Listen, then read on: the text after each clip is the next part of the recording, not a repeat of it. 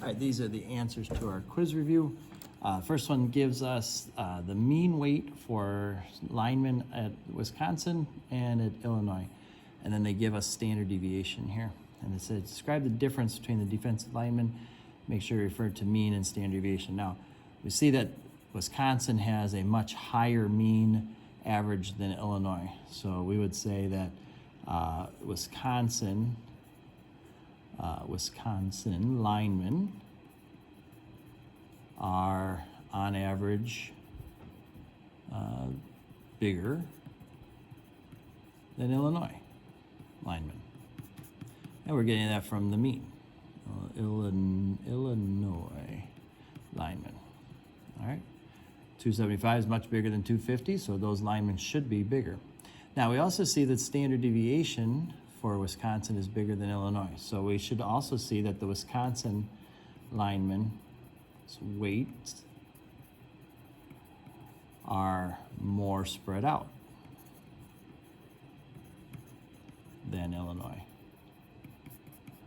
So what that probably would tell us is that it's 275, but there might be some that are way heavier or way lighter than that. They've got a broader spread than Illinois, which is a small standard deviation. So most of those guys are around 250.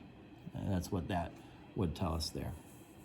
All right, number 2 says we've got 3 dot plots, and it says we have 3 algebra classes that scored. The mean for all of them was the same, so they all had the same average. However, first hour had a standard deviation of 1.2, second hour 2.0, third hour had a standard deviation of 3.1. So that was the highest of the 3 classes. And we're asked which of the following dot plots represents first hour that had the smallest standard deviation. So if we look at this, we're looking for the graph that would give us the tightest, the closest together. And I would say that that's probably this one right here.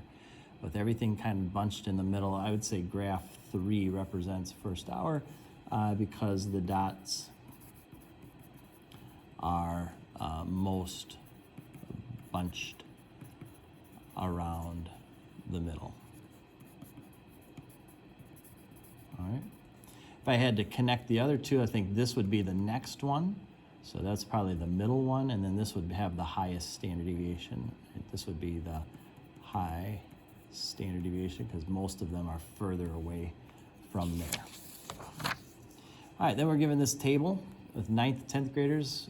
What would you prefer, rap music or pop music? And these are what they said. So what's the probability that someone in 10th grade is in 10th grade and likes rap? So 10th graders who like rap, there were 40 people in that category out of a total of 136. So that would be our answer there. What's the probability that someone likes pop music? So we're just looking for total pop music. That's 62 people out of the 136. Okay. Knowing that someone is in 9th grade. So now we're only looking at these 9th graders here. We don't care about anyone else. What is the probability that they like rap? Well, in this category, there were 34 out of the 62 that liked rap. So we'd go 34 out of 62. So since we're isolating 9th grade, we don't care about anyone else, we don't put them in on that there. All right, then they give us this table here, checking account, no checking account, high school, college, and they want us to fill out this information. So it says 300 high school and college students were asked. So 300 is our grand total. That's going right in there. This column will add up to 300. This the row will add up to 300. Okay. 79 college students have a checking account. So college students with a checking account, 79. 180 total students do not have a checking account. So we know 180 do not have a checking account. 120 of the students were in college, so 120 total in college. All right, now from here we can get quite a few other things. So if there's 300 total people and 180 have no checking account, then we can go 300 minus 180, and that gives us 120 that do. If there's 120 in college, 300 minus 120 means 180 were in high school.